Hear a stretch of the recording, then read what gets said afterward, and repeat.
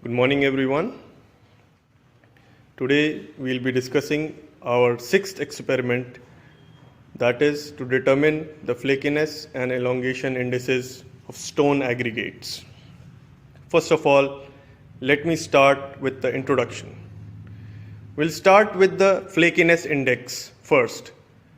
What do we understand by flakiness index? Flakiness index of stone aggregates is the percentages by weight of particles whose least dimension or thickness is less than 3/5 or 0.6 times their mean dimensions.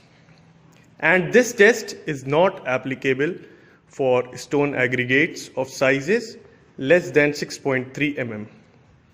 Now, coming to the apparatus used. The apparatus used or the equipments consist of a standard thickness gauge as shown here. We'll be discussing the procedure afterwards. And for the elongation index, the gauge used is as shown here.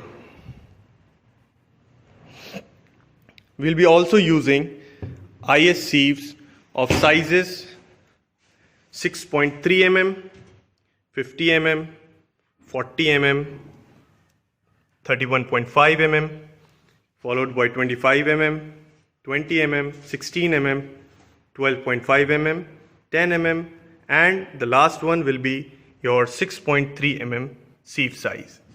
Okay students, we have taken 63 mm sieve size here, and we have the stone aggregates. This is our sample consisting of stone aggregates of random different sizes.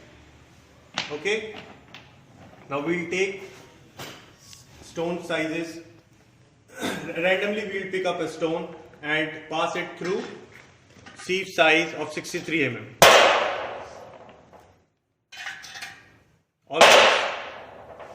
All the stone aggregates will be passed through 63 mm sieve size. Cut. This is our next sieve size of 50 mm size. So now we'll be taking random stone aggregate and passing through this. We'll try to pass the aggregate through 50 mm sieve size. We'll try it from different sizes and we'll see that if it passes through or not. This particular stone is not passing through the 50 mm sieve. So we'll keep aside this stone and we'll try another one. This one we'll try from different angles, but it's also not passing through. So we'll keep it aside here. These two stones, for example, have not passed through 50 mm. These are retained on 50 mm sieve size and have passed through 63 mm sieve size. We'll weigh these type of stone aggregates and we'll report the data. Now we'll take another stone aggregate and pass it through this 50 mm size. And similarly, we'll take another stone aggregates. So these stone aggregates are passing through 50 mm, but we'll try and see that if it gets retained on 40 mm sieve size or not, and gradually we'll try for the other sieves as well. Okay, so we have separated out the fractions, and this is our 63 mm sieve and 50 mm sieve.